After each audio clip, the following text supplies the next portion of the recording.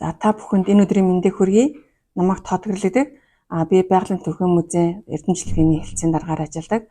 За та бүхэнд энэ эрдэмчлэгээний хэлтсийн үйл ажиллагааг товчхон танилцуулъя.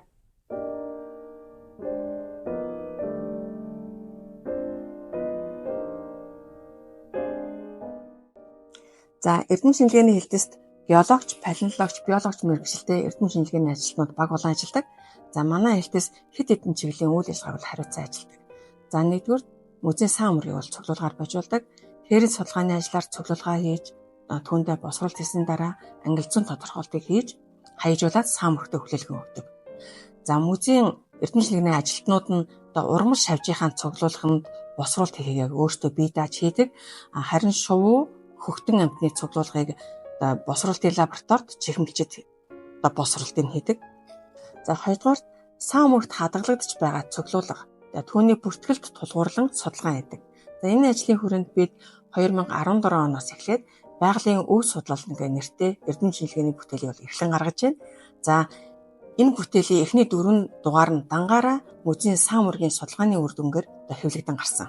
За 3 дугаарт эрдэм шинжилгээний ажилтнууд нь мэргэжлийн чиглэлээр гадаад дотоодын байгууллага судлаачтай хамтарсан төсөлд оролцож судалгаа хийдэг. Энэ ажлын хүрээнд одоогийн байдлаар 90 орчим өгүүллийг дотоод гадаадын сэтгүүлд нийтлүүлээд байна.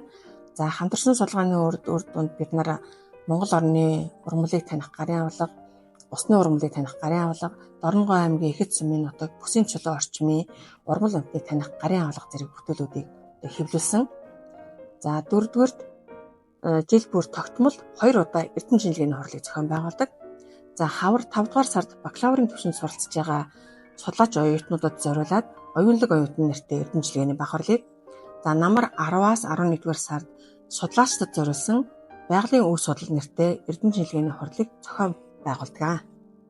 За 5 дугаар Монгол Улсын музейн хуулийн зааснаар музейн байнгын үзүүлгийн төлөвлөгөөг босруулж бичих ажлыг бол хийж гүйцэтгэдэг. За энэ ажлын хүрээнд бид 22 онд музейн байнгын үзүүлгийн төлөвлөгөөг босруулж батлуулсан. За энэ батлагдсан төлөвлөгөөний дагуу үзүүлэнгийн хэлтэс эрдэм шинжилгээний хэлтсийн ажилтнууд хамтдаа үзүүлгээд дэглэсэн байгаа. Энэ нь 22 оны 11-р сарын 26-ны өдрөөс эхлээд одоо хүртэл үзэгчдийн хүртэл болж байна. Одоо бид Их Тэнгэрийн аманд баригдаж байгаа музейн шинэ барилгынхаа байнгын үзүүлгийн төлөвлөгөөг босруулах ажлыг эхлүүлээд байна.